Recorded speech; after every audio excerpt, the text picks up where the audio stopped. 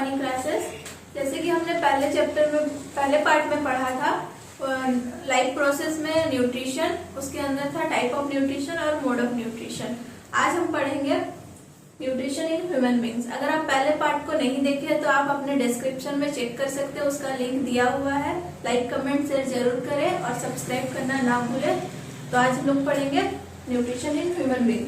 इसमें क्या है, the process of intake of essential nutrients in form of food takes place through an entire system is known as digestive system. जो हम लोग का essential nutrient होता है बॉडी के लिए, उसको हम लोग फूड के टाइप में लेते हैं और पूरा सिस्टम उस पे काम करता है, उसको हम लोग डाइजेस्टिव सिस्टम बोलते हैं।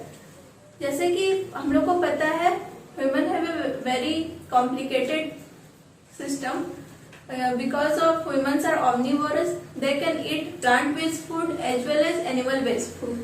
So digestive system has an alimentary canal and associate digestive gland which together function to nourish the body. Digestion का प्रोसेस को कंप्लीट करने के लिए एक एलिमेंट्री कैनाल होता है और साथ में डाइजेस्टिव ग्लैंड होता है जो कि बहुत सारे एंजाइम सिक्रेट करता है, जिससे कि डाइजेशन का प्रोसेस सक्सेसफुल होता है और बॉडी को नरिश करता है। डाइजेस्टिव ग्लैंड के अंदर आता है एलिमेंट्री कैनाल। एलिमेंट्री कैनाल कहाँ से है? माउथ से स्टार्ट होता है और एनस पे खत्म होता है और ये 7 to 8 मीटर तक लॉन्ग होता है। डाइजेशन का प्रोसेस बहुत कॉम्प्लिकेटेड है। ये एक कैटाबॉलिक प्रोसेस है जिसमें कि हम लोग कॉम्प्लेक्स फूड को खाते हैं और वो बॉडी में जाके स्मॉलर फॉर्म में कन्वर्ट होता है with the help of hydrolytic enzymes. और इसका प्रोसेस डाइजेशन प्रोसेस मैकेनिज्म में आता है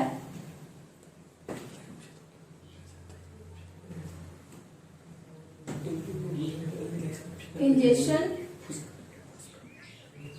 digestion, absorption,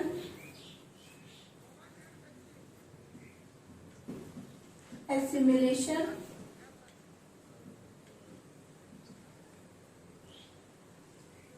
and egestion.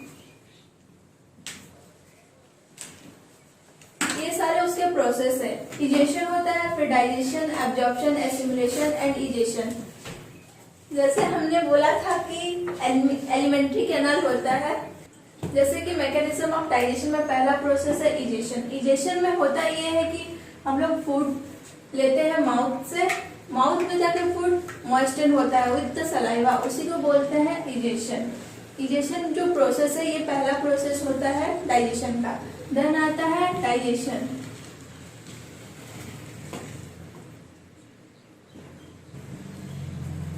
Food का मॉइस्चर होने के बाद वो जो ब्रेकिंग डाउन होता है कॉम्प्लेक्स फॉर्म से स्मॉलर फॉर्म, उसको बोलते हैं डाइजेशन। पहले मॉइस्चर होगा माउथ में, फिर वो ब्रेकिंग डाउन होना शुरू होगा, उसी को बोलते हैं डाइजेशन। फिर आता है एब्जॉर्प्शन।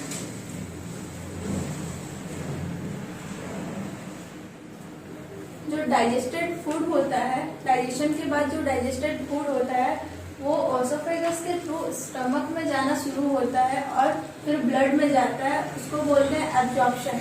ब्लड में जाने के बाद ही उसका वो एनर्जी प्रोवाइड करता है जो कि हम लोग को एसेंशियल होता है बॉडी पार्ट के लिए।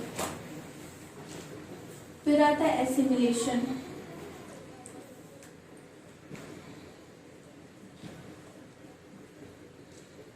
आफ्टर एब्जॉर्प्शन जब ब्लड में जाता है फूड पार्टिकल्स, एसिमिलेशन में होता है कि वो different cell of the body को सप्लाई करता है और टिश्यू फॉर्मेशन और सेल फॉर्मेशन में हेल्प करता है। उस प्रोसेस को एसिमिलेशन बोलते हैं।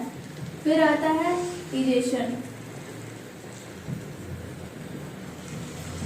जो फूड हम लोग इंटेक करते हैं और बॉडी पार्ट अब्जॉर्ब करने के बाद ब्लड में जाके पूरा बॉडी में सर्कुलेट होके जितना टिश्यू सेल को जरूरत होता है फूड वो एनर्जी दे देता है। जब अनडाइजेस्टेड फूड बच जाता है और वो बॉडी से एक्सक्रीट आउट होता है थ्रू द एनस, उसको बोलते हैं इजेशन। उस प्रोसेस को हम लोग इजेशन बोलते हैं जिसमें सारे अनडाइजेस्टेड फूड पार्टिकल्स होता है वो बॉडी से आउट हो जाता है। अब हम लोग आते हैं जो एलिमेंट्री कैनल होता है, हम लोग ने बताया था कि 7 to 8 मीटर लॉन्ग होता है।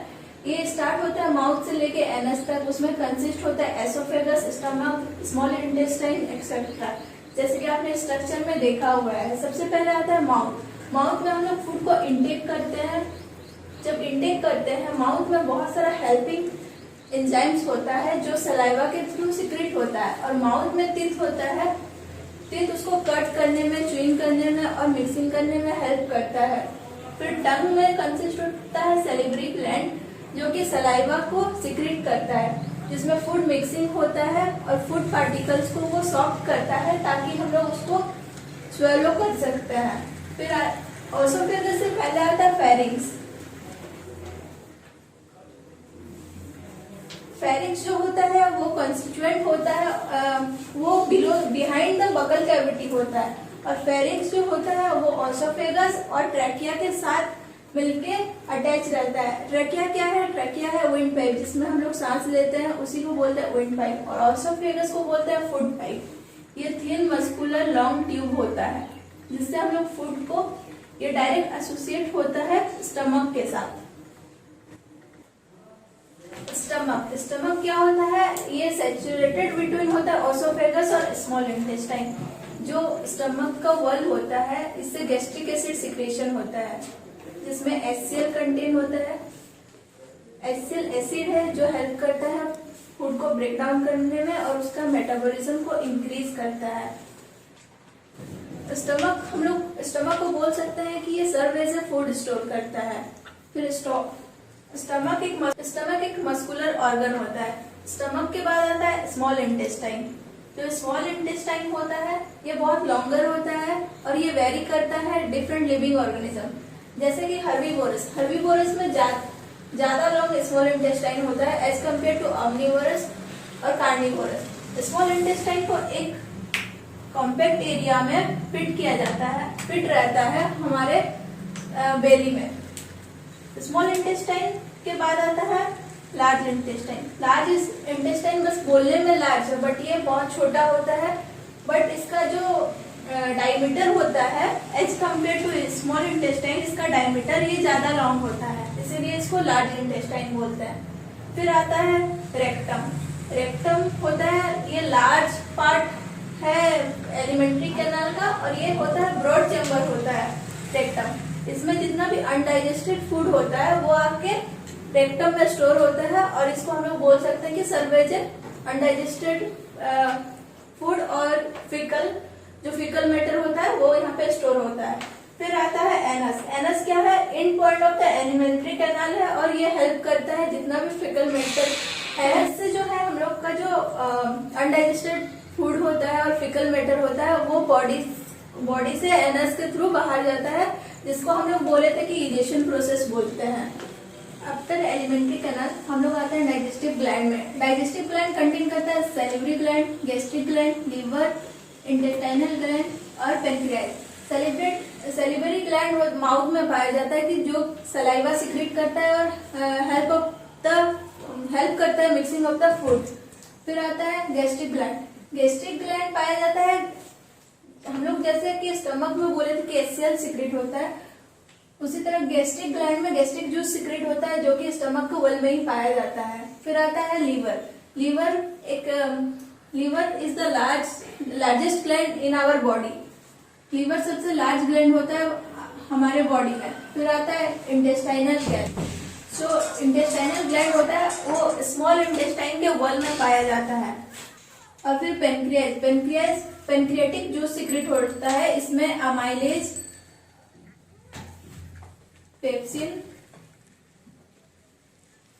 और लाइपेज, ये तीनों सिक्रेट करता है पेनक्रियाज। तो आज के पार्ट में बस इतना ही था, न्यूट्रिशन इन ह्यूमन बींग्स।